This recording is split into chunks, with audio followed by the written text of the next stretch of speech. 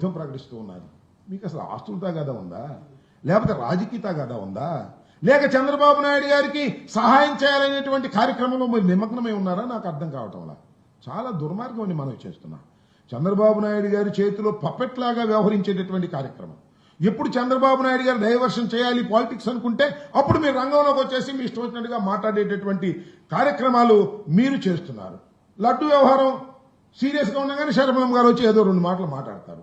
నేను అడుగుతా ఉన్నా, మీకు ఆస్తి తగాదాలు ఉంటే నాకు అర్థం కాలేదండి, కోర్టులో ఉన్నాయిగా తెలుసుకోవచ్చుగా. అసలు ఎప్పుడన్నా మీ కంపెనీలో మీకు వాటాలు ఉన్న సంగతి మీరు ఇప్పుడు కంపెనీలు చూశారా? జగన్మోహన్ రెడ్డి గారి సిస్టర్ గాను, రాజశేఖర రెడ్డి గారి కూతురు గాను మీరు అందరికీ ప్రసిద్ధులు, దానిలో ఏం సందేహం లేదు. కంపెనీల్లో వాటాలు కావచ్చు. పెళ్లి అయిపోయిన తర్వాత 10 సంవత్సరాల తర్వాత మా చెల్లికి నేను వాటా ఇవ్వమంటే నేను ఇస్తానా?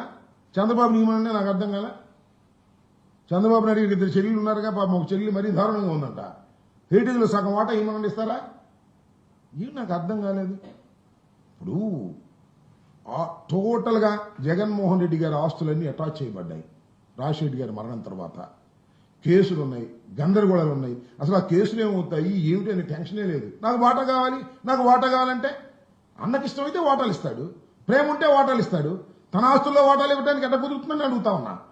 నీకేమైనా రైట్స్ ఉంటే you can challenge in the court. Already కోర్టుకి ఎక్కకూడదు అనుకున్నారు, ఎక్కారు. మా దురదృష్టం, కోర్టుకి ఎక్కారు. ఎక్కిన తర్వాత మీరు చేర్చుకోండి, మాకు అభ్యంతరం లేదు. కానీ ఎప్పుడు కావాలంటే అప్పుడు రావడం, డైవర్షన్ పాలిటిక్స్ మాట్లాడేటువంటి కార్యక్రమం చేయటం.